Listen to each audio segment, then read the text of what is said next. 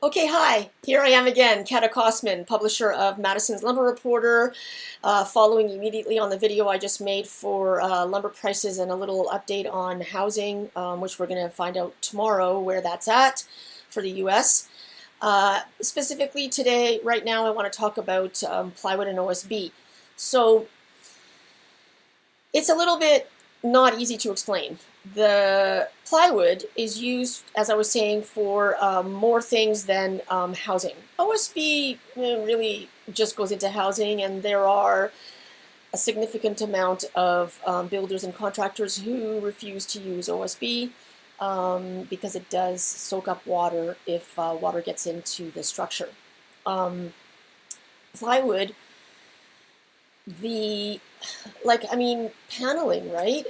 You can think of a lot of things to use panel for. Most dramatically is, for example, last year when there was social unrest going on, well, everywhere, but specifically, let's talk about the US, a little bit in Canada too, but the demand in Canada's 10% of US, population. GDP, housing starts, everything. So while there was activity on the streets of Canada as well, last year really what matters for volume is the US. So in addition to boarding up windows for the stores that were closed due to the COVID restrictions, there was boarding up of windows in advance of the social unrest that was happening in many cities across the US, and also to close up the windows that were broken. This year, there are storms. We've got these fires. We're in a this is like, I can't even use unprecedented too much. Right now, there are 300 wildfires burning in British Columbia, which is a lot. And I think 100 of them are out of control, considered not contained. This is a month early for fire season in BC. I heard that right now in Oregon, which is also having, as we said last year, following those fires last year, that Oregon, Washington State, British Columbia, possibly Alberta and Idaho, we're also going to have fires again this year. There's a fire in Oregon that's bigger than the city of New York. The Oregon fires and the California fires is, generally speaking, not timber. The Oregon fires might be timber, but it's not in the timber supply basket. Those fires tend to be in the parks. So it's bad that the forest is burning, but it doesn't really affect feedstock coming into the sawmills. So we have the weather conditions in the west that are burning the forest, and then we have the weather conditions in the south that are having storms. So the storm season in the US is like 2 months early, and it's pretty bad. People use plywood to board up the windows when there's a storm coming and to re-roof after the storm comes through. In Canada, we had in Quebec 2 now tornadoes coming out of nowhere. A few weeks ago, Montreal, a suburb of Montreal, tornado touchdown, took out a bunch of properties. Just last week, another town in Quebec, really, I think it was 200 structures that were obliterated. That's never happened before either.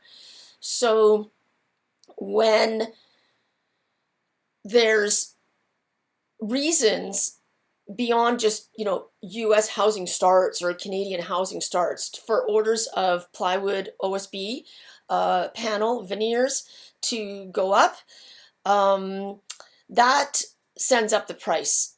Like I've said in some of my earlier videos, there are fewer production facilities making plywood and OSB. There are fewer companies making plywood and OSB.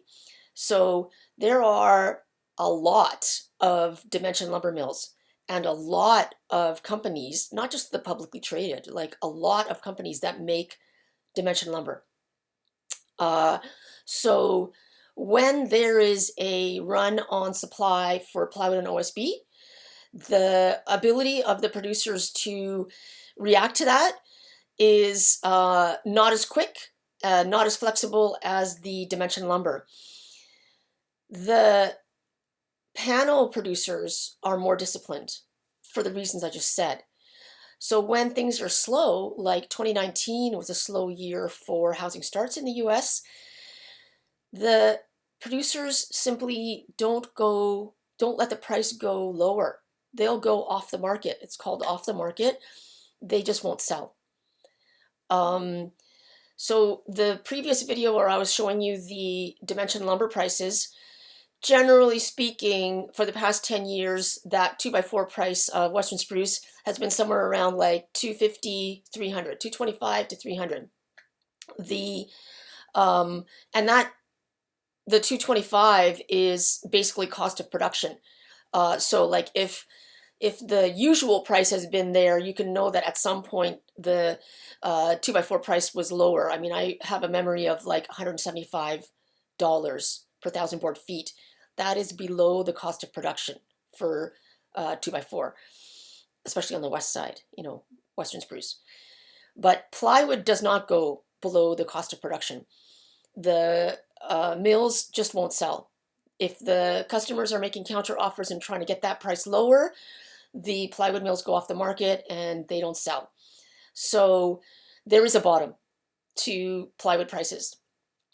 Now, given all that, the circumstances that I was just explaining with the fires that are potentially taking out some timber supply, we'll see what happens in BC.